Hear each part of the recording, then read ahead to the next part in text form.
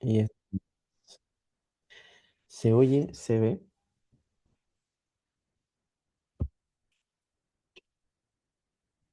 Vamos a esperar unos minutos hasta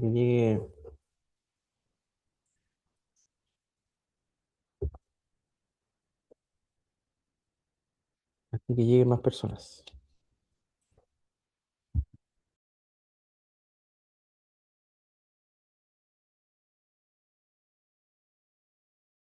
Buenas noches, profesor. Buenas noches, estimado. Vamos a esperar que lleguen un par más y comenzamos. Ok.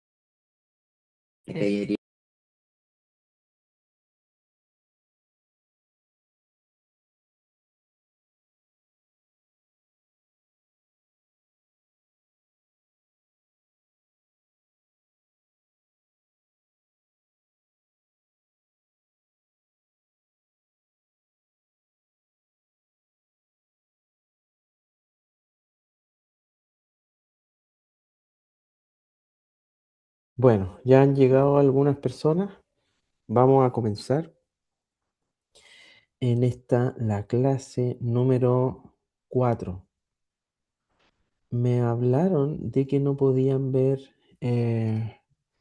las grabaciones y efectivamente no estaban, había una sola habilitada, perdón, está en la clase 5, no, está en la clase 4. Me dijeron que no estaban habilitadas y la acabo de habilitar, ¿de acuerdo? Em, ¿Se escucha? ¿Se ve? ¿Cierto? Voy em, a compartir nuestra primera solemne, ¿ya? No sé si se ve lo que estoy compartiendo. Sí, profesor, se ve. Ya, genial. Ya chiquillo, ya estamos en la semana donde se debe controlar la primera solemne o control, como quieran llamarle. Yo después de la clase lo voy a dejar habilitado, ¿ya? ¿Qué es lo que se hace en años anteriores? Eh, Se permiten 2, 3 días de plazo, ¿ya? Como tenemos la eventualidad de que hay una Semana Santa y el viernes es feriado, ¿ya? Yo les voy a dar una semana, ¿ya? O sea, van a tener miércoles, jueves, ¿ya? Que son 2 días, más el fin de semana serían 4 días, el viernes, lunes y martes, ¿de acuerdo?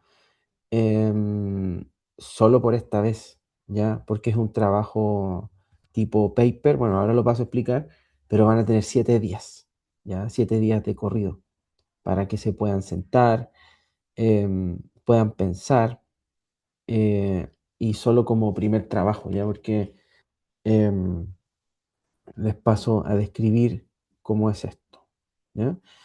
Entonces, esto es un ensayo, ¿ya? Esto es un ensayo que tiene la característica que son, bueno, esto lo voy a dejar por anuncio, ¿ya? Pero son eh, máximo 2000 palabras. Palabras. Es individual, ¿ya? Y en formato paper, ¿ya? ¿Qué significa que sea formato paper? Bueno, significa que tiene que tener una estructura, básicamente, ¿ya? Una introducción, un desarrollo, una conclusión, ¿ya? Em, Tiene que tener un resumen, ¿ya? Y tiene que tener un título. La idea es que ustedes puedan ser capaces de elegir una de las temáticas que yo les planteo y desarrollar un ensayo con eso, ¿ya? Entonces, ¿cuáles son las temáticas? Las temáticas son las siguientes. Número uno, ¿para qué sirve la filosofía de la religión? Reflexiones y revisiones de carácter histórico sobre el rol de la filosofía de la religión al interior de los estudios en filosofía. ¿Ya? Pueden hacerlo. Un poco fome, pero puede ser. El mito en Levi-Strauss, sobre las implicancias temporales del relato mitológico, pasado, presente, futuro. Tomar una temática, y desarrollarla bajo esta perspectiva, ¿ya? Roland Barthes y las mitologías, el sistema semiológico segundo y la resignificación del lenguaje en el mito. Ejemplos, reflexiones o críticas, ¿ya?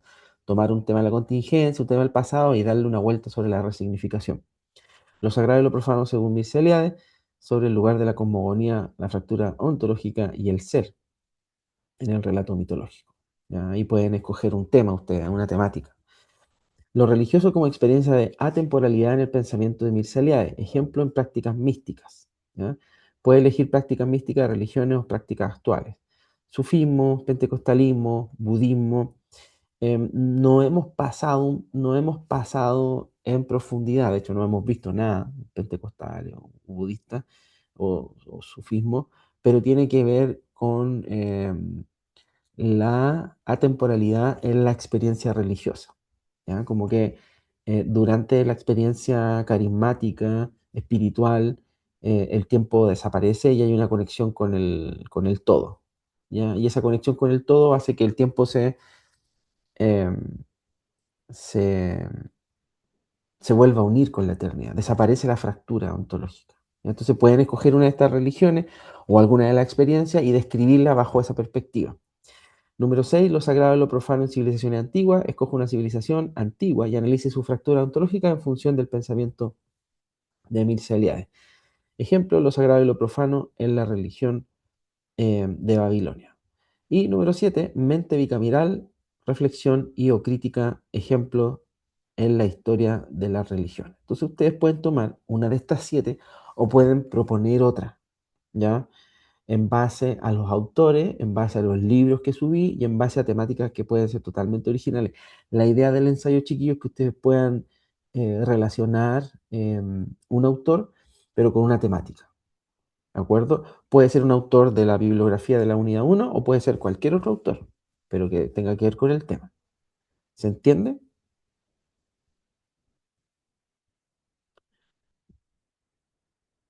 Les voy a Sí, dar un se ejemplo. entiende. Ya, les voy a dar un ejemplo.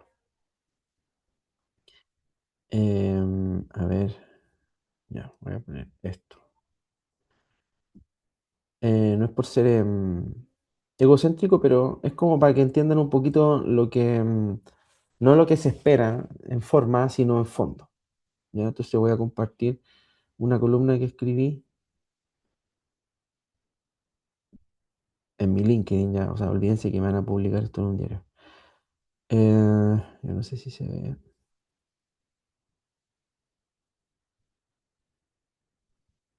Ya. Entonces, dice, esto es una columna, pero mezcla un autor y mezcla una temática de una manera, según yo, novedosa u original. El 28 de julio de 2008, el título es Yo os bautizo en agua, pero el que viene tras de mí os bautizará en fuego. Es una alusión a los evangelios, ¿cierto? A cómo Juan el Bautista bautiza, ¿ya?, en agua, pero dice que Jesús va a venir con fuego. ¿De acuerdo? Entonces dice, el 28 de julio de 2008, una alumna del Liceo Darío Salas, María Música, lanzó un jarro de agua a la entonces ministra de Educación, Mónica Jiménez.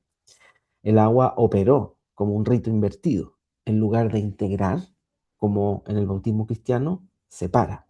La ministra queda marcada como ajena. No produce pertenencia, sino distancia, ¿ya? Como un rito invertido. En esa clave el acto pertenece más al mito que al lenguaje. No argumenta ni persuade, dramatiza. El agua no representa, condensa. Por eso su potencia evita la mediación y se instala en lo sensible, donde el significado no se discute, se impone. Este bautizo no conduce de muerte a vida, sino paradójicamente de la vida a la muerte simbólica. Cassirer advertía que cuando las formas simbólicas racionales, como el derecho, la deliberación, la institucionalidad, pierden eficacia, resurgen las formas míticas. Se retrocede hacia una expresión primaria.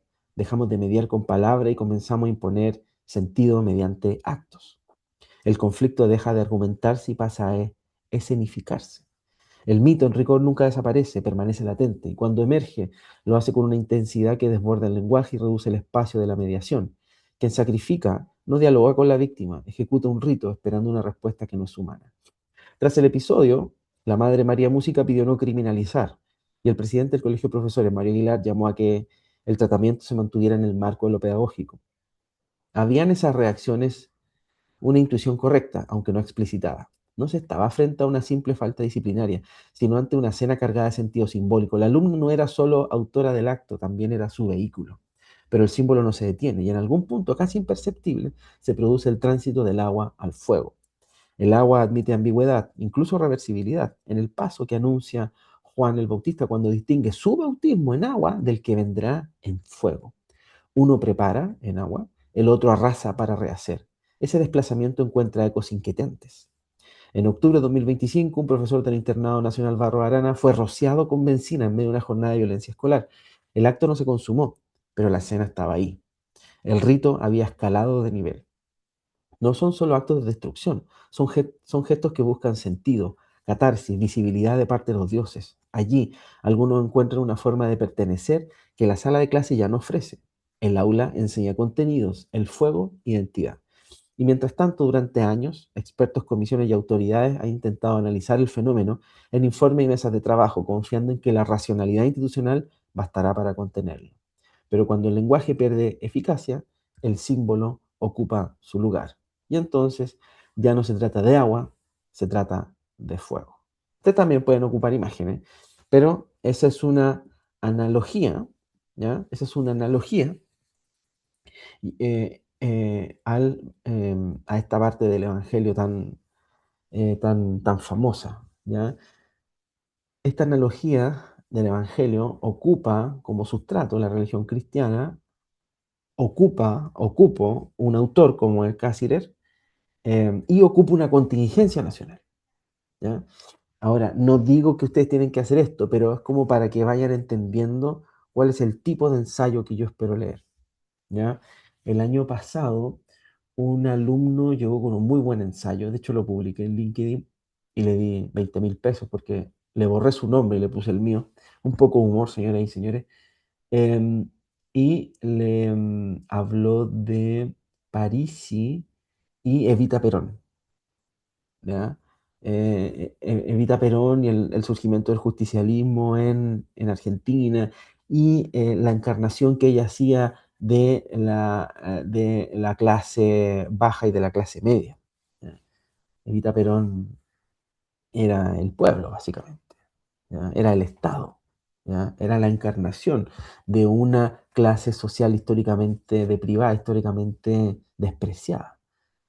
Y esa clase social encontró identidad en ella, ¿ya? Y tú tienes básicamente la clase baja argentina y la clase media dándole a los justicialistas eh, decenas de años de gobierno. O sea, hasta Menem era justicialista, ¿cierto? Menem era de derecha, ¿ya?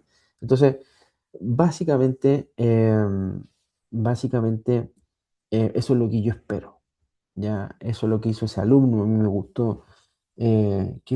Otras cosas que me acuerde, por ejemplo, y bueno, también escribí una columna de eso de Bachelet y, Bachelet como símbolo materno, ¿ya? A mí me gusta la política, no sé a ustedes, pero ustedes pueden ocupar cualquier otra cosa, ¿ya? Cualquier otra cosa. ¿Se entiende? ¿Hay alguna duda sobre esto? Los noto callados, parece que como es fin de mes están todos gastándose la plata, ¿o no? ¿Se entiende la idea? Sí, profe, se entiende. Está bueno el Ya, del genial. tema del mito. Sí. Ya, genial. Qué bueno que se entienda. Sí, profesor, se entiende perfecto. Muchas gracias. De todas maneras, voy a estar atento al correo por si tienen dudas o propuestas. Yo les voy a decir, mira, váyanse por acá, eh, etcétera. ¿Por qué hago esto? Porque eh, em, esto es muy difícil que lo haga ChatGPT. Y también, aunque lo hiciera, requiere de ustedes mezclar ideas que naturalmente no se mezclan. Así que eso, lo voy a publicar en anuncios con todos los detalles y van a tener plazo una semana. Ya, eso es un regalo de su profesor. Espero sus depósitos en mi cuenta roto su equivalente en destilados, de preferencia whiskies, de preferencia añejados en Irlanda. Johnny Walker Blue Label. Continuamos. Continuamos. Blue Label, un elixir, el elixir de los dioses. Em, sí, va a ser la primera evaluación una semana para que tengan tiempo y me voten bien en la encuesta docente. Ok, un poco humor. Ya, entonces, terminamos la unidad número uno, ¿ya? En donde exploramos, ¿ya? La unidad número uno, exploramos el mito en su dimensión teórica, ¿ya? Por términos de espacio, por términos de tiempo, fue una revisión muy rápida, ¿ya? eh, Ernst Cassirer lo vamos a ver en la unidad número 3, ¿ya? Porque Ernst Cassirer en la filosofía de la forma simbólica, él aborda el mito desde un punto de vista mucho más político, ¿ya? Eh, en- em, em, de un punto de vista mucho más del Estado, ¿ya? Los símbolos que alberga el Estado. Entonces lo vamos a ver en la tercera unidad, ¿ya? Em, si Dios quiere. Entonces, nosotros terminamos la revisión del constructo teórico del mito entre Levi-Strauss, Eliade y Roland Barthes. Ustedes tienen los textos, pueden hojearlos, pueden leerlo, pueden apretar control F y pueden buscar una palabra que a ustedes les surja una intuición. Em, Entonces, ya tienen eso, ¿de acuerdo? Ya tienen eso. Y ahora nos toca revisar un poco, ¿ya? Lo que yo considero las matrices, ¿ya? Las matrices o las estructuras o los pilares de lo que va a ser la materialización, ¿ya? De la religión en Occidente, ¿ya? Para efectos de entender lo que va a venir en la tercera unidad, no me interesa revisar, ¿ya? Aunque son muy ricas, las tradiciones orientales, porque creo que no existe mucha relación con la idea de progreso que va a estar muy enmarcada en la política occidental, ¿ya? Política en Occidente y progreso son casi inseparables, ¿ya? Lo vamos a ir viendo. Entonces, vamos a revisar religión en Grecia, vamos a revisar religión en Roma, ¿ya? Vamos a revisar, si es que alcanzamos, parte de la tradición judía y cristiana, ya en una misma clase, vamos a hacer full rápido, em, y vamos a concluir con un barniz, ¿cierto? Muy rápido, yo creo que de la tradición musulmana, ¿ya? Como raíz de Occidente. Así bien, cierto, musulmanes se desarrollan más hacia el oriente, pero sí tienen que ver mucho con el rito, o sea, con el mito abrahámico, ¿ya? Entonces, para hablar de la religión en Grecia, nosotros vamos a ocupar el libro, que yo creo que se lo subí, que es Filosofía de la religión de Jean Grondin. Filosofía de la religión de Jean Grondin, ¿ya?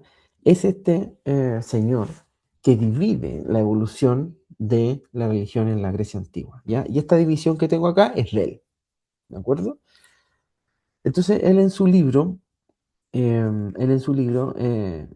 retrata el despliegue, ¿ya? El despliegue, y nosotros vamos a empezar con la religión griega, ¿ya? Literalmente con los poetas, Homero, Hesiodo, entre otros, y vamos a terminar con la desmitologización en Aristóteles, por ejemplo, ¿ya? Donde todo el contenido caricaturesco, cultural, eh, eh, básicamente como que si fuera una teleserie, lo que viven los dioses griegos, eh, Aristóteles lo va a hacer un lado.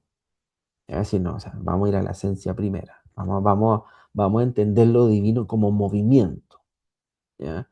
Y ese corte radical que va a hacer Aristóteles eh, va a sentar un precedente posterior, ¿ya? Pero hasta donde llega Aristóteles hay un tránsito y mi idea es un poco revisar, ¿ya? Entonces, la religión griega la vamos a estudiar por etapas, ¿ya? Entonces, la etapa número uno, lo religioso tiene que ver con el mundo de los dioses, ¿ya? Y como vimos en la clase pasada, bueno, piadoso o religioso es alguien que tiene una disposición intelectual a conocer las primeras causas, ¿ya? Entendió, bueno, no tengo un lápiz acá, pero entendió em, desde un punto de vista como práctico, ¿ya? O sea, imaginemos que yo tengo un lápiz y el lápiz tiene una función, tiene una naturaleza, ¿ya? Pero yo no conozco esa naturaleza, entonces yo ocupo el lápiz para tocar batería. ¿Qué le va a pasar al lápiz? Yo pregunto, abro el micrófono, por favor, em, comenten, ¿qué pasa si ocupo un lápiz para tocar batería? Yo sé que están tomando once algunos, pero no me dejen solo, me voy a quedar dormido. Eh, Se va a destruir el lápiz, ¿sí? Suena pésimo. ¿Quién iba a hablar? Mariana No, dice que suena yo decía que no sirve, no sirve para no tocar sirve, batería. no sirve para tocar batería. Muy bien, Pablo, un 7 para usted.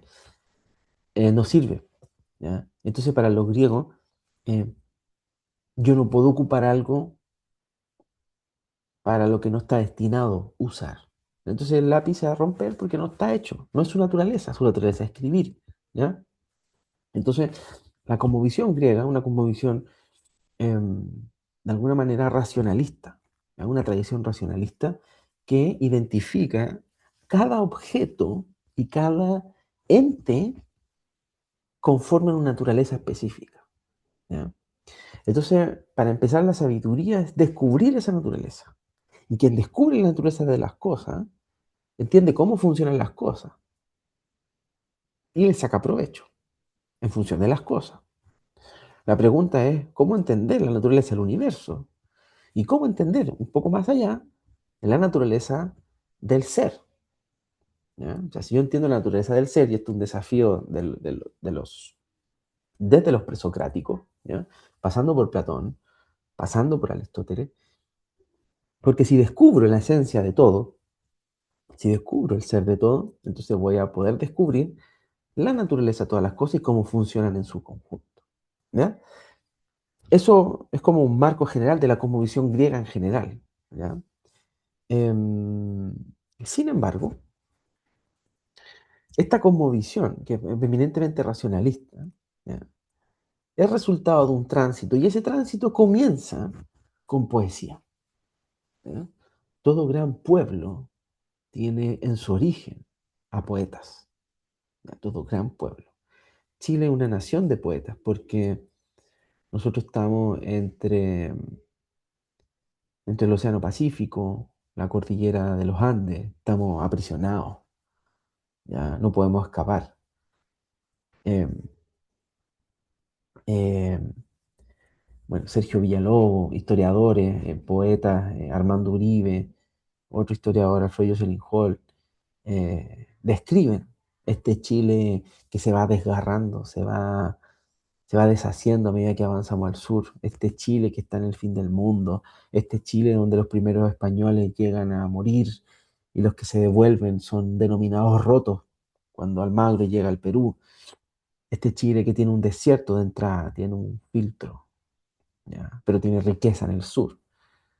Este Chile, este encuentro con lo inhóspito, con el fin, con la idea del fin del mundo, ¿ya? Es una tierra espectacular para poetas. ¿Ya? Tenemos grandes poetas, ¿ya? Tenemos hasta premios Nobel de poetas, ¿ya? Una larga tradición también poeta. Em, sin embargo, sin embargo, los poetas griegos hicieron algo espectacular. No solamente hicieron poemas, ¿ya? En el siglo VII, octavo antes de Cristo, sino que mezclaron la poesía con la cosmogonía, con el origen de todo, ¿ya? Entonces, ¿cómo la poesía se transforma en la matriz de la sociedad griega? ¿Cómo los poetas escriben y al mismo tiempo que escriben, describen el mito? Y al mismo tiempo que describen el mito, organizan la sociedad en su conjunto. ¿Por qué? Porque describen, así como Eliade va a decir, el mito es el relato originario, aparte que describen el relato originario, eh, son el lugar para superar las contradicciones, como es el mito. Entonces, si yo no entiendo cómo funciona el mundo, bueno, voy a los poetas, ¿ya? Y los poetas, muchos de ellos dijeron, inspirados por musas, ¿ya? Eh, Ellos comienzan a escribir y comienzan a describir lo que ellos ven o lo que supuestamente ven y ven el inicio de todo, ven el origen, ¿ya? Y en el origen ven la acción de dioses, ¿ya? Y esa acción de dioses, como en la gran mayoría de los relatos primeros, es una realidad divina superior a la mortal, por supuesto, pero que tiene absoluto control del mundo de los hombres. Y esta es una característica que va a tener la religión griega. Los dioses tienen absoluto control del destino de la humanidad, ¿ya? No existe algo así como, por lo menos en la tradición eh, más ortodoxa, no existe algo así como el libre albedrío, no existe la voluntad humana, ¿ya? Y lo vamos a ir viendo. Entonces, los dioses manifiestan su superioridad en las realidades físicas, psicológicas, éticas e institucionales, ¿ya? Aquí tenemos una cita, esto lo vamos a ver al final, la unidad número 3 dice, la existencia exterior de una sociedad política forma parte de su estructura ontológica, ¿ya? el mundo descrito por los poetas va a tener una repercusión en cómo los griegos van a organizar su estructura social y su estructura política. Entonces, vamos con la cosmogonía. Aquí hay algunas cosas muy interesantes, ¿ya? Entonces, en el principio había caos. Acuérdense de la clase número 3 donde revisamos, ¿cierto? Este libro de la rama dorada, estas coincidencias, estos lugares comunes. Bueno, los griegos no se escapan los griegos no se escapan de lo que ya se venía haciendo, ¿ya? O sea, para ellos el inicio todo también comienza con caos. ¿Y por qué debe comenzar con caos? Pregunto yo, a ver si hay alguien que está despierto, o mientras toma once, o mientras ve las noticias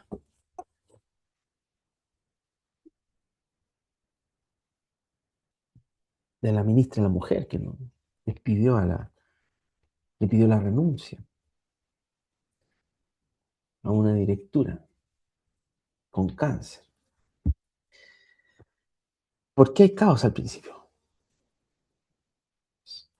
¿Por qué en el principio Dios creó los cielos y la tierra estaba desordenada y vacía? ¿Por qué en la religión egipcia solo había una espesa río de agua representando al dios Nut? ¿Por qué los chinos también había un líquido acuoso para decir que lo que vino después trajo orden? Exactamente. Muy bien, Mariana. Muy bien, Ana, Alicia. 50.000 pesos para usted, 50.000 pesos para usted también. Hoy día no vengo a vender, vengo a regalar como fin de mes. Em, efectivamente, o sea, los dioses tienen que ser el símbolo del orden, ¿ya? El cosmos significa orden, el cosmos, la cosmogonía, el inicio del orden. Todo buen mito ordena, ¿ya? Ordena, todo buen mito ordena. eh, y todo buen rito protege ese orden. Por eso yo les dije en la primera clase, muy mala idea haber puesto a Baquedano el mismo día en que asumía Cast. Muy mala idea. ¿Ya? El alcalde Belolio. Bueno, me perdona si alguien trabaja en la Municipalidad de Providencia, pero déjenme decirle que no entendió nada. O sea, las primeras manifestaciones fueron lo primero que fueron a atacar. ¿Ya? Yo les dije, deberían haber puesto una estatua de Alexis Sánchez o de la selección chilena campeón de América. O sea, nadie se va a atrever a tocar eso. Se los doy se los doy firmado. ¿Ya? Apuesto mi trabajo en eso. Em, ¿Por qué? Porque lo que hace el mito no es símbolo de discusión, de tensión, ¿ya? Cuando los mitos comienzan a ser símbolos de tensión, se tienen que cambiar, se tienen que resignificar, ¿ya? El mito pone orden y el poema griego pone orden. Entonces, el principio tiene que haber caos, ¿ya? El principio tiene que haber caos. Y Gea pone orden. Gea, que viene a representar la diosa, la tierra, ¿ya? Em, la madre, la que tiene vientre, ¿ya? Y genera a Urano, que viene a ser el dios del cielo, ¿ya? Entonces, em, y tienen hijos, ¿ya? Tienen tres tipos de hijos: los titanes, los cíclopes y los hecatónquiros. Acá hay una nota, pero esta es básicamente la Santa Trinidad, para entender. Gea, madre, Urano, Dios, cielo y tierra.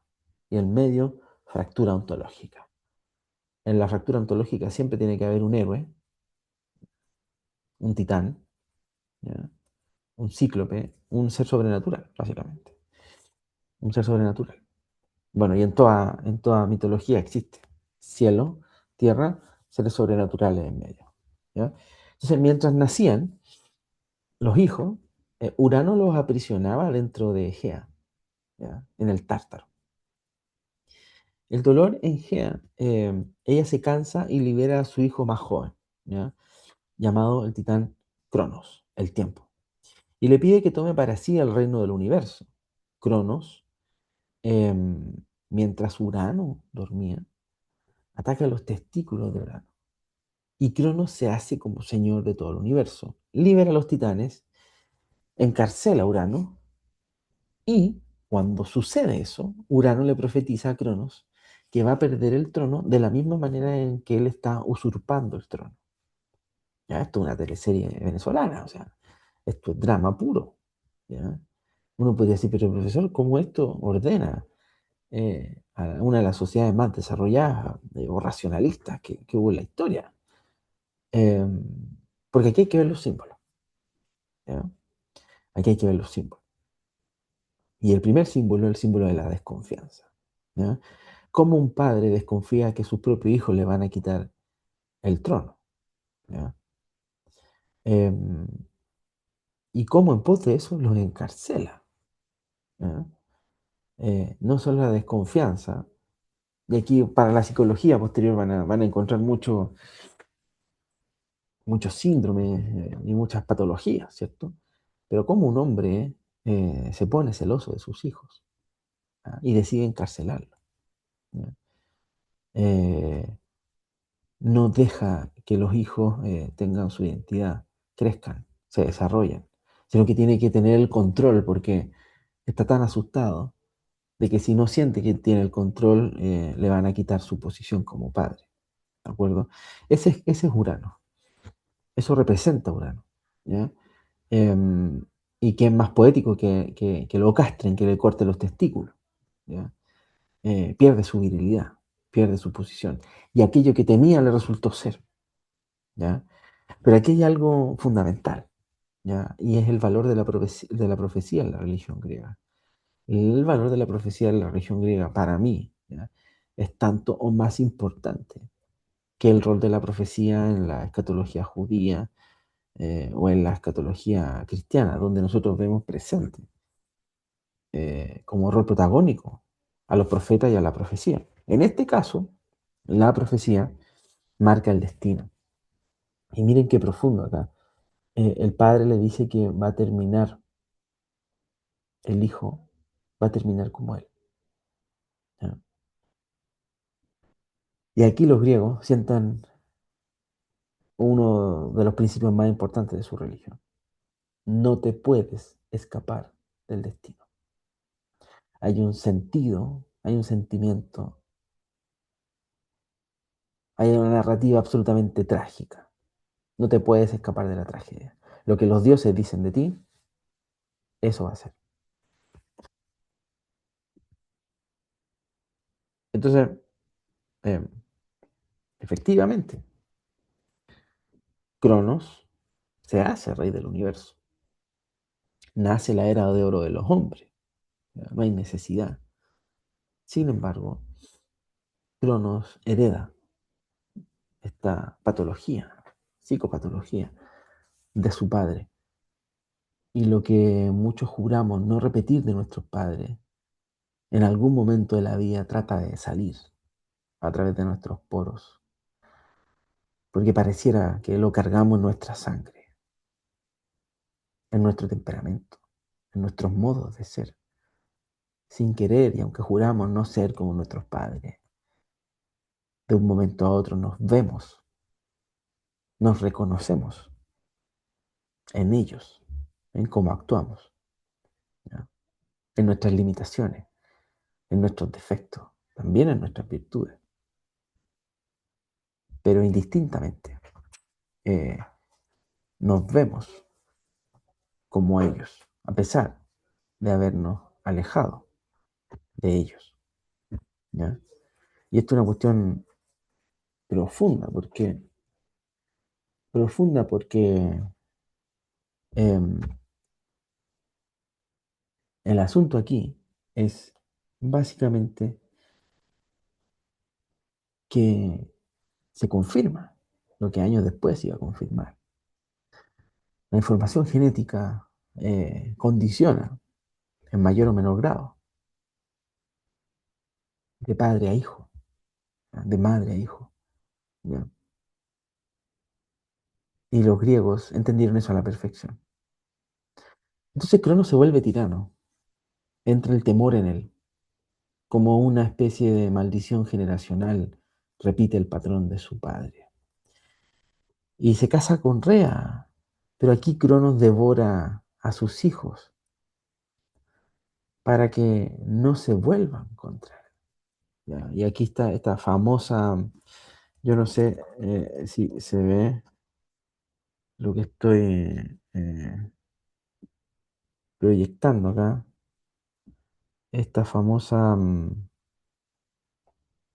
pintura, ¿cierto? Eh, bueno, es Cronos, ya también, pero también aparece como, como Saturno, ¿cierto? No sé si se ve.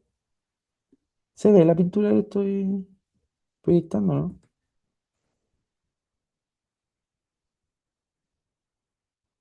Señoras, señores. Ahí sí. Ya, perfecto, muchas gracias. Entonces, claro, Urano lo encarcelaba dentro de la madre, ¿ya? Pero Cronos hace algo y se los come. En la famosa pintura de Goya que después em, em, se los come, ¿cierto? Los desgarra.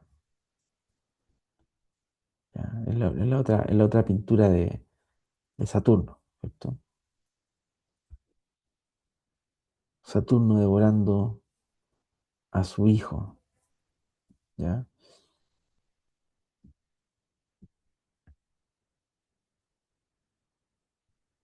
Entonces, em, Cronos termina repitiendo la historia, ¿ya? Em, y Rea, ¿ya? Que de la misma manera y con la misma suspicacia que su suegra, Gea, em, eh, le hace un engaño, le hace un cambiazo a Cronos. Y cuando da a luz a un hijo, se lo da y en vez de darle al hijo verdadero, le da una piedra envuelta como, como en una frasa, ¿cierto? Entonces, Rea finge, ¿ya? Que se come a Zeus, pero en realidad Rea desciende a la tierra, da a luz a Zeus en la tierra, ¿ya? En Creta, y este es criado por ninfa, ustedes ya saben la historia, ¿cierto? Es alimentado por una cabra, una águila, etcétera. Entonces, aquí surge el matiz del héroe. Es que, paradójicamente o trágicamente, Zeus está en la misma posición que Cronos. Y Zeus termina siendo lo mismo que cuando Cronos era joven. ¿Ya? Entonces aquí está el espectro de la repetición de la vida. ¿Ya? Y esto es profundísimo, señoras y señores.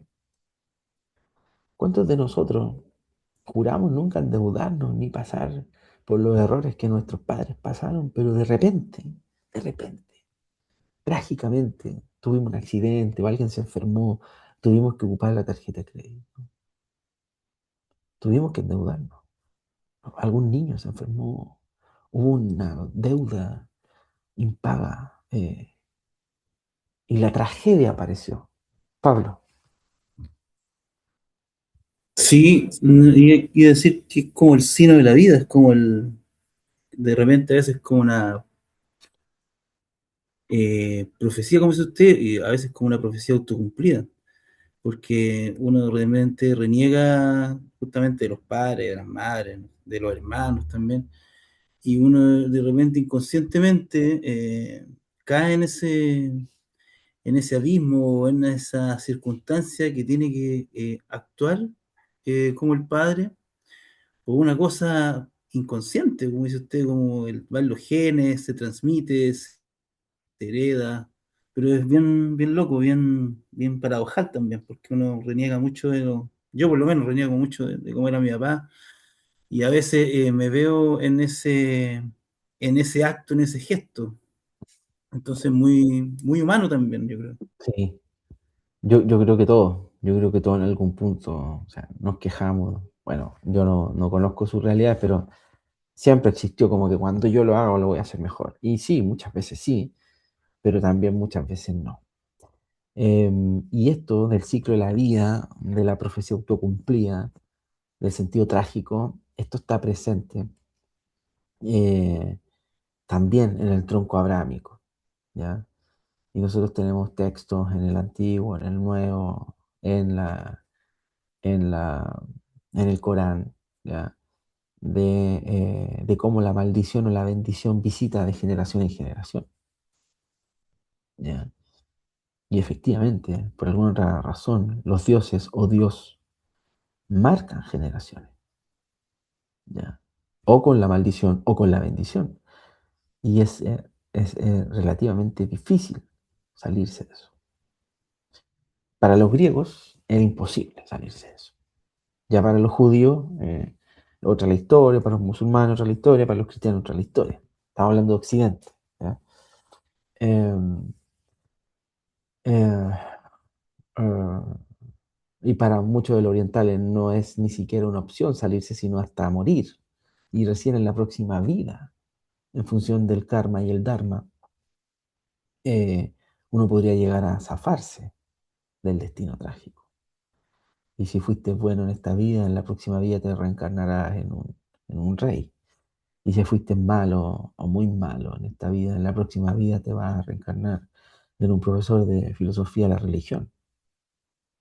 Y vas a tener que sufrir las penalidades de hacer clases a las 8:30 de la noche. ¿Sabes qué hice en mi antigua vida? Entonces, este sentido, un poco de humor, señores. Entonces, en este sentido, no hay escapatoria para los griegos. Si los dioses están sujetos a la profecía, ¿ya? A este ciclo de vida, los hombres también, ¿ya? Entonces, bueno, usted se sabe la historia, ¿cierto? Cronos prepara esta pócima, ¿ya? Y Cronos, o sea, perdón, Zeus prepara esta pócima y hace que Cronos vomite a su hermano y vomita a los tres más grandes, a Hades, Poseidón, ¿cierto? Y Zeus. Zeus reclama el poder, viene una guerra de los titanes, la titanomaquia, también retratada por algunos pintores españoles. En general, llega una batalla final, ¿ya? Y finalmente Zeus gobierna eh, en el Olimpo, ¿ya? Y se hace el rey del universo, ¿ya? El rey del Olimpo. Em, entonces, esta es la base, ¿ya? Esta es la base religiosa. Este concepto es muy importante que lo entiendan, porque va a ser repetido, ¿ya? La base religiosa es que el ciclo de la vida, los padres heredan a los hijos y los hijos heredan a los padres, y así infinitamente, ¿ya? Em, los padres heredan maldiciones, a veces heredan bendiciones, pero no puedes elegir, no puedes salir de eso, ¿ya? No hay escapatoria, te tocó, ¿no? ¿Ya? Em, y eh, por más que evites encontrarte con la tragedia, más te vas a encontrar. Y ahí tenemos la clásica, varias historias, ¿ya? Tenemos eh, a Edipo, ¿cierto? Aquiles, héroes, ¿ya? Héroes que eh, por más que tratan de escaparse, terminan cumplimentando aquello que los dioses determinaron. Entonces, esa es la base, esa es la religión griega, ¿ya? Esa es la religión griega. Entonces, el religioso en esa etapa es quien observa los poemas, básicamente, ¿ya? Es quien observa los poemas. Em, Aquí tenemos una cita, ¿ya? De este experto, ¿ya? En religión griega, que Walter F. Otto, que dice: los dioses de Grecia. El griego ve el mundo como divino y lo divino como mundo, pero no es una religión de la naturaleza. Siempre hay una separación insuperable entre el mundo de los dioses y el mundo humano, ¿ya? Siempre. Entonces, aquí nos encontramos un poco ya más, de manera más concreta, con la institucionalización de la religión, ¿ya? Eh, y esta institucionalización en un principio va a ser omniabarcante, va a abarcar todas las áreas de la vida, ¿ya?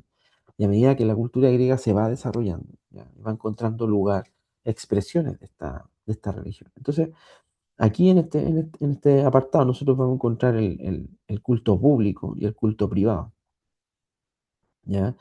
Los romanos van a copiar casi literalmente esto. El privado se va a hacer en la familia, en torno a la familia, donde la figura del patris es fundamental. ¿Ya? La figura del pater familia. El pater familia es el que funda la ciudad, pero también el que articula la familia. ¿Ya? Es dueño y señor de la familia.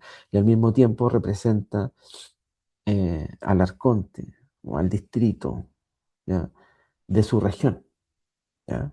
Es una concepción muy aldeana del asunto. Los ancianos representan en las cosas públicas.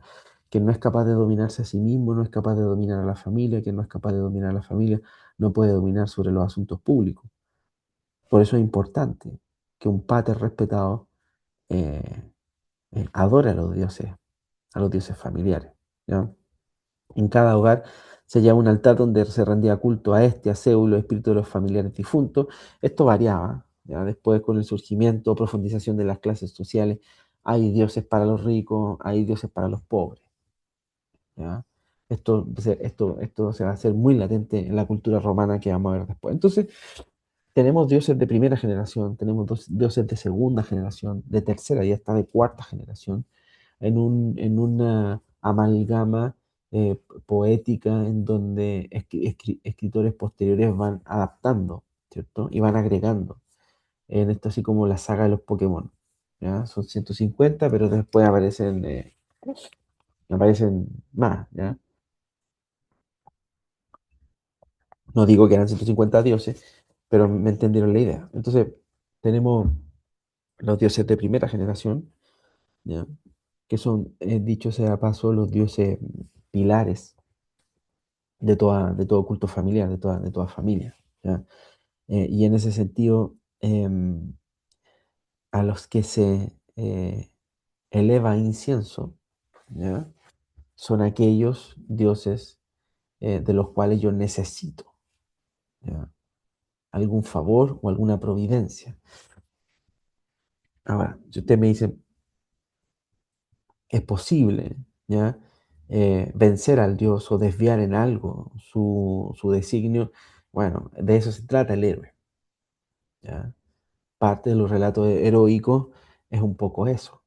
Aparte de la fábula, aparte de la enseñanza que deja el viaje, es que muchas veces eh, los dioses te acompañan porque el destino no es trágico, sino que el destino es bueno, ¿ya? Y ese destino bueno tú necesitas ayuda para cumplimentarlo, ¿ya? Entonces, tenemos de la línea de los titanes, de los hecatónquiros, de las erinias, las Meliades, ¿ya? Afrodita, etcétera, etcétera, etcétera. Y tenemos acá, bueno, los más, los que están en amarillo, no sé si se ve, ya, bueno, tenemos a Zeus, Apolos, Hefesto, Hebe, Ares, ya, Dionisio. Cada dios es una derivación de un cruce entre dioses. ¿Ya? Por eso digo que es como una teleserie gigante. ¿Ya? Eso era un poco la panorámica de lo que va a surgir de estos poemas. Entonces, eh, el culto privado se articulaba en lo cohesionaba al padre, ¿ya? Y el culto público era de dos clases, ¿ya? Era uno por ciudad, ¿ya? Es algo así como que, bueno, en el norte se celebra la tirana, porque el dios de la comunidad local, ¿ya? Este sincretismo entre catolicismo y culto autóctono, ¿ya? Era el culto público, era el culto de la ciudad, ¿ya? Les denominaban a esas fiestas Olimpia, ¿ya? O festivales, ¿ya? El término panegyris, utilizado en la Hélade, tendría una correcta traducción como reunión festiva de todo el pueblo. La celebración del culto público es la oportunidad para cohesionar, es el rito para dar validad al mito, estructurar el relato y asegurar el poder, ¿ya? Aristóteles decía que bueno, el bien común conviene porque el bien común Platón, perdón, hace que los hombres estén más unidos, que los ciudadanos estén más unidos. Y yo ya les dije, quien domina el relato domina el poder. Entonces, en estos cultos se celebraban fiestas, oraciones, rituales, plegarias, ofrendas, sacrificios y libaciones en honor del dios o la diosa, matizadas con juegos gimnásticos y concursos. Los juegos más importantes eran los olímpicos, que actualmente se hacen cada 4 años. ¿Ya? También una cuestión importante de lo público era la función que tenían los oráculos, ¿ya? Y estas bestas em, que, que revelaban el destino de los dioses, ¿ya? Revelaban el destino de los dioses. Y generalmente estos oráculos estaban dirigidos por bestas que eran en su mayoría vírgenes, consagradas para el templo y consagradas para ser la voz de los dioses, ¿ya? La voz de los dioses. Em, Mira lo que dice acá, sobre todo del oráculo de Delfos. Los trabajos arqueológicos geológicos realizados en el siglo XIX por los primeros cavadores en la zona del templo de Apolo no encontraron debajo del templo la grieta profunda de que se hablaba en la leyenda, pero tras una revisión de la geología del lugar a finales del siglo XX, se ha encontrado que justo debajo del templo de Apolo se cruzan dos fallas geológicas y que por las fisuras que hay en la roca ubicada bajo el templo se puede filtrar gases como etano, metano y etileno, que podrían provocar que una persona entrara en un estado parecido al trance, sobre todo el etileno, ¿ya? Eh, que también es lo que se dice que, el gas que se dice que, creo que era metano, algunos expertos que habría provocado la llama de Moisés o la visión de Moisés en el desierto, que era imposible ver que un árbol se quemara pero no se quemara, o que estuviera en fuego pero no se quemara, no se consumiera, etcétera, ¿ya? Bueno, aquí se habla un poquito del, del, del oráculo de Delfos, pero para cerrar la religión de los griegos, em, hay premisas. La primera, los dioses determinan el orden natural, mental e institucional. Segundo, dioses inmortales llenos de ser, hombres carentes de sabiduría y pueden morir. Tercero, los hombres son presos de una existencia trágica. Eh, Aquí existe la división de, bueno, el cielo, en la tierra y el Hades, ¿ya? Que para nosotros vendría a ser la traducción como el infierno. Y la vida después de la muerte en los griegos es una cuestión muy, pero muy diversa, muy rica culturalmente y muy determinante. Aquí Gustave Doré realizó en el siglo XIX esta inquietante pintura en la que aparecen los tres grandes jueces del inframundo, Minos, Radamantis y Eaco, ¿ya? Entonces, em, miren esta cita. En el Orestes de Eurípides, ¿ya? El héroe que da nombre a la tragedia en la tragedia se queja ante Melenao del insoportable acoso de las erinias, innombrables doncellas semejantes a la noche, que le provocan ataques de locura como castigo por el asesinato de su madre, Clitemnestra. Su interlocutor le pregunta si no han de sufrir cosas terribles los que cometieron actos terribles. El héroe le explica que fue el mismísimo Feo, Apolo, quien le ordenó ejecutar el matricidio. Menelao replica si acaso el dios era a tal punto ignorante del bien y la justicia, frente a lo cual Orestes sentencia: somos esclavos de los dioses, sean lo que sean los dioses. Este factor de dioses que le hablan a la gente, ¿cierto? Nosotros lo vamos a tener hasta después de Sócrates.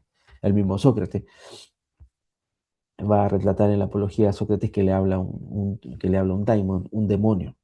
Ahí le dice lo que tiene que hacer, ¿ya? Entonces, en ese sentido, la religión griega está sobre estos pilares particularmente. Yo no sé si hay alguna duda, algún comentario sobre la religión, eh, sobre la religión griega. Algún comentario, no sé qué les parece, a mí me parece muy interesante. Entonces, como para romper el hielo, les voy a mostrar un video.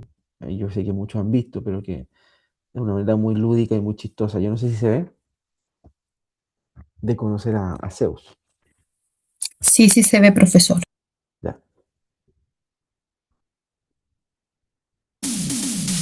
nena, soy Zeus. Bienvenida a Destripando la Historia con Pascu y Rodri. Hoy os vamos a hablar de mí. Nace en Creta el dios más sensual, es el hijo de un titán. Que se merienda a sus hijos, yeah, pero su mamá le logra ocultar.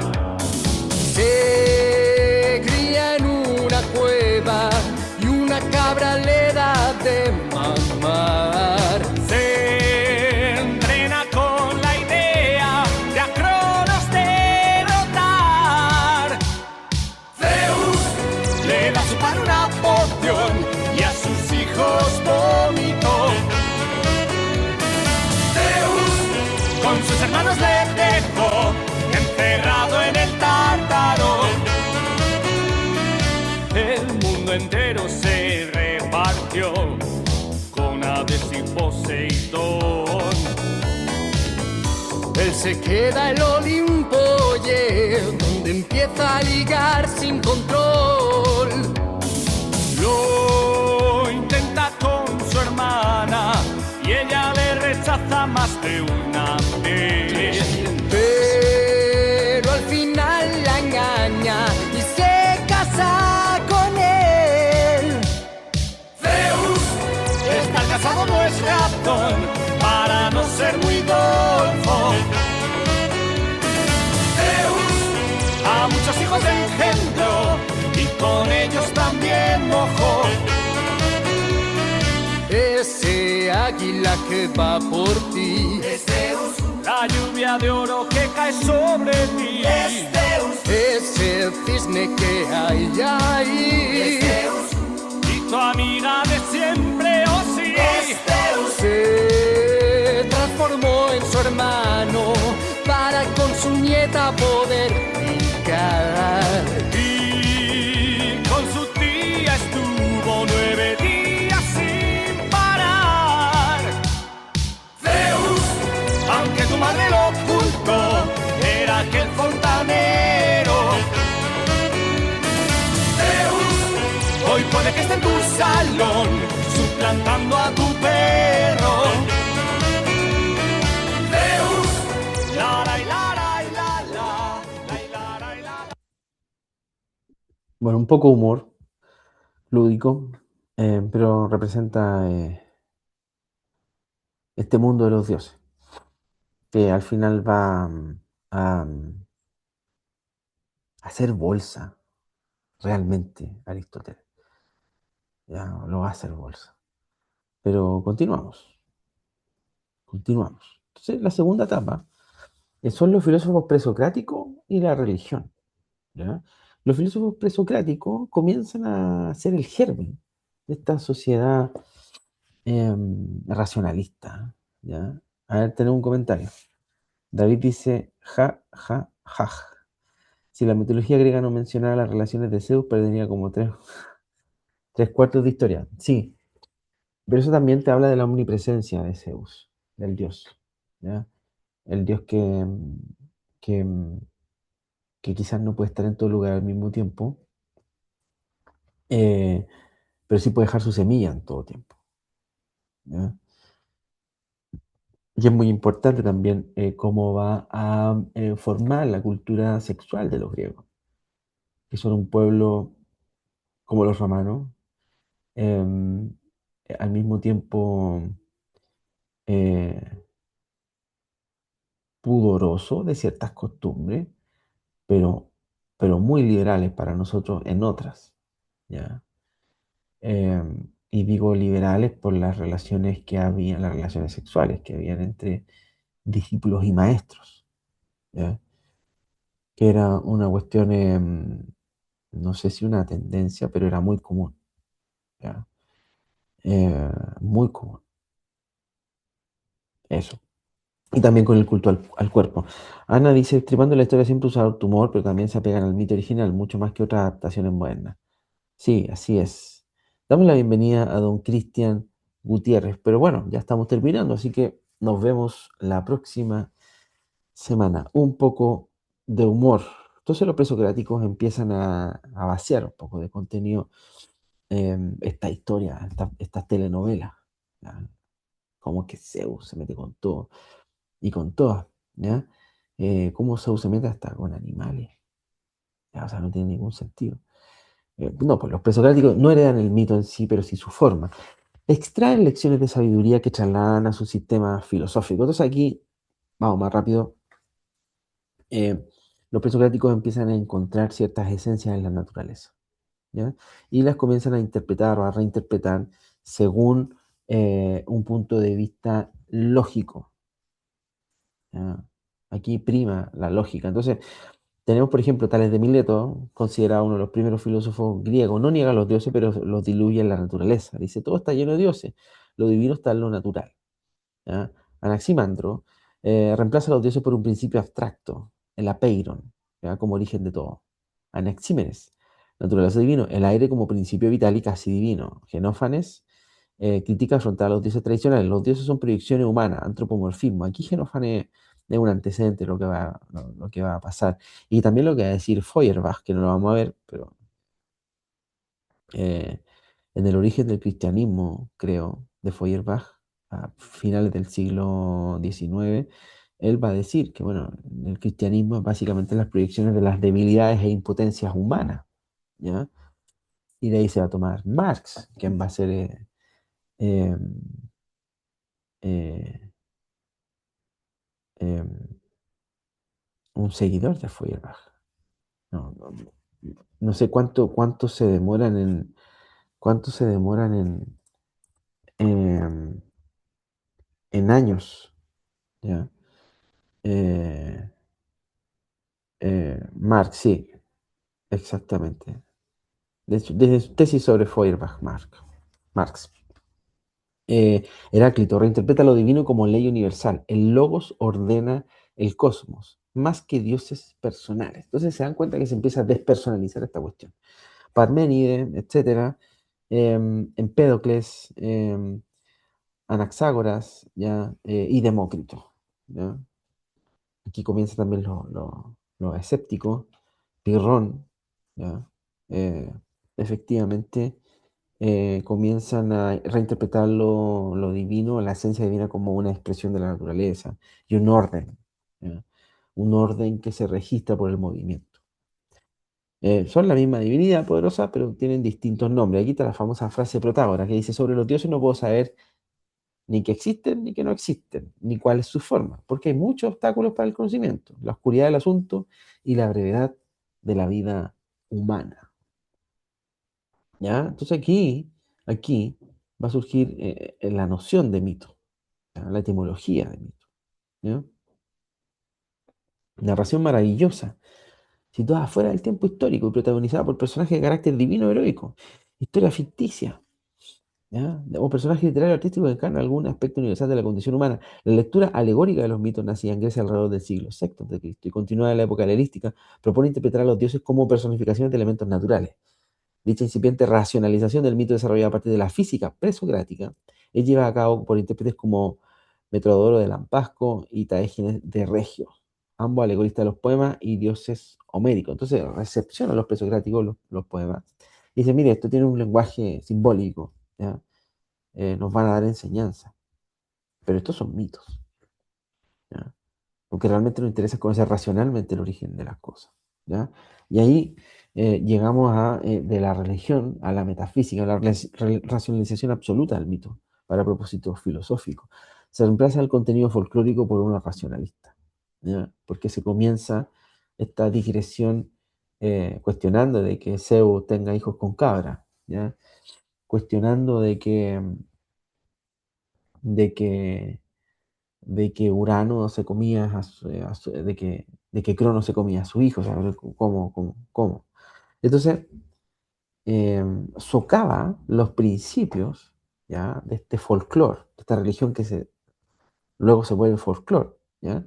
Y genera o establece unos principios de la metafísica con molde de religión. ¿En qué sentido? Utiliza tres premisas, ¿ya? Y las tres premisas son, que son las mismas que la religión. Hay una fractura ontológica entre el mundo visible y el mundo de la idea. Hay una fractura ontológica. Y para salvar esa fractura ontológica existe la razón, la educación, el fuego, el diálogos, la mayéutica, como métodos racionales de encontrar la verdad. ¿Ya? Y en la verdad inteligible nosotros vamos a encontrar con los principios que fundan el orden, el universo. Entonces, él presupone que hay ideas que ordenan el universo, una idea gobierna sobre la otra, la idea de la belleza, y hay ideas que forman el mundo. Entonces va a decir, es de todos conocido, a partir de Genófanes, va a decir, em, que fue el primero en criticar y rechazar las expresiones mitológicas de las divinidades utilizadas por Homero y Hesíodo. ¿Ya? Em, los griegos fueron vaciando progresivamente al mitos de todo valor religioso o metafísico, opuesto tanto a logos como más tarde a historia. Mitos terminó por significar todo lo que no puede existir en la realidad. Por su parte, el judeocristianismo relegaba el dominio de la mentira y de la ilusión, todo aquello que no estaba justificado o declarado válido por uno de los dos testamentos. Mircea Eliade. Entonces, imagínense, desde Genófanes, la palabra mitos comenzó a ser resignificada como una historia extraordinaria. ¿Ya? Y pasando los años se transformó en una mentira. ¿Ya? Yo cuando empecé a estudiar el tema, yo, o sea, busqué el mito de Chile, por ejemplo, y me encontraba contextos nada que ver, porque hablaban de, no sé, la mentira de la dictadura. Chile nunca creció en esa época, el mito de la paz, el mito de la democracia, el mito de la igualdad, el mito de la meritocracia, pura referencia a cosas falsas. Pero esta concepción del mito viene de aquí, ¿ya? Paradójicamente. Un pueblo con muchos dioses, un pueblo muy fiel a sus tradiciones, ¿ya? Un pueblo muy... dame un segundo, voy a estornudar.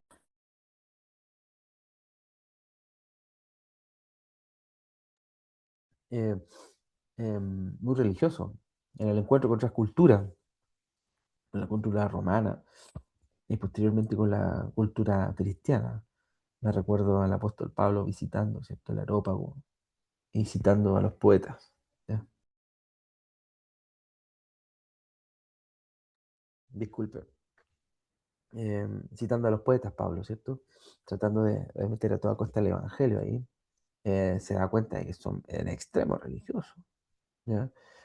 Y estas construcciones a los dioses se transformaron en edificios civiles, en edificios de lo público, porque no había distinción entre lo religioso y lo público. ¿Ya? O sea, lo público era el espacio de la religión también, por eso había un culto público. Posteriormente la religión pasó a ser en el ámbito privado. ¿Ya?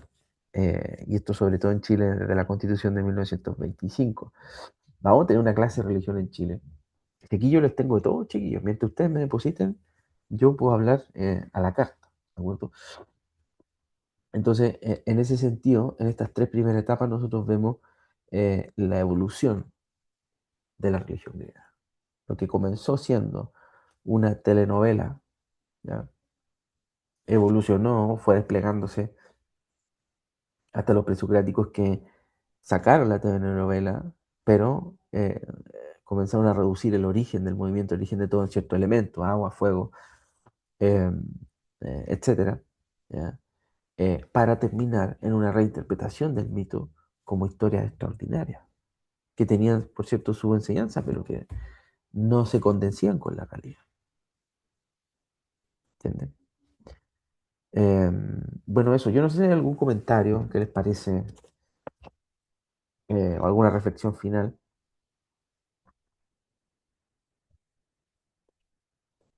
Antes de irnos a dormir. Eh, yo por mientras voy a buscar la lista.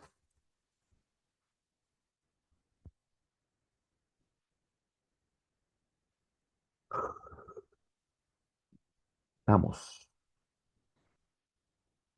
Filosofía de la religión.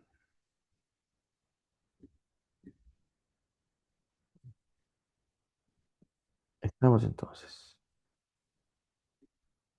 Atención. David Adasme.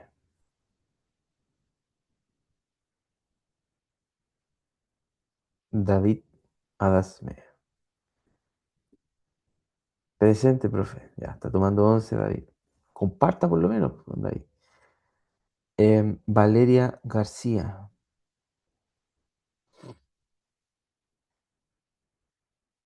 Doña Valeria. Presente, también está tomando 11, Valeria. Hay que alimentarse. Está bien, Valeria. Un poco de humor. Cristian Gutiérrez. Acá. Oh, muchas gracias. Claudia Hernández. Presente, profesor. Muchas gracias. Pablo Herrera. Habló, opinó. Un tiempito. Presente, profe.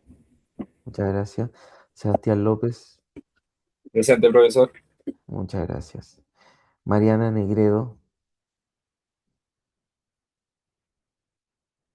Mariana. Presente, Al agua. profe. Ah, presente, perdón. Ana también. Ana Leite. Presente, profe. Muchas gracias. Daniel Reyes. Dani Reyes. Daniel Reyes. Al agua. Jonathan Valenzuela. Sí, presente. Muchas gracias. Y Antonella Verdugo. Verdugo. Antonella. Ausente. Y Thomas Villegas. Presente. Muchas gracias. Entonces, estimados y estimadas, les voy a dejar subido ahora el primer control con toda la indicación y van a tener una semana. Ya esto es una oferta extraordinaria que hace importadora UGM para el disfrute y goce de manera exclusiva de los alumnos de esta generación 2026. ¿Ya? Porque los cursos pasan y las generaciones pasan, pero tus momentos de paz y de tranquilidad, tus momentos familiares, siempre con Cachantún. El sabor de la naturaleza. En Chile desde 1979. Cachantún, el sabor de la naturaleza. Ok, estimados, nos despedimos. Muchas gracias. Buenas noches. Que estén muy bien. Y que Dios bendiga a Chile. Nos vemos. Chao, profesor. Buenas noches, profesor. Muchas gracias. Muchas gracias a ustedes. Nos vemos. Buena semana. Semana corta. Semana corta. Chao.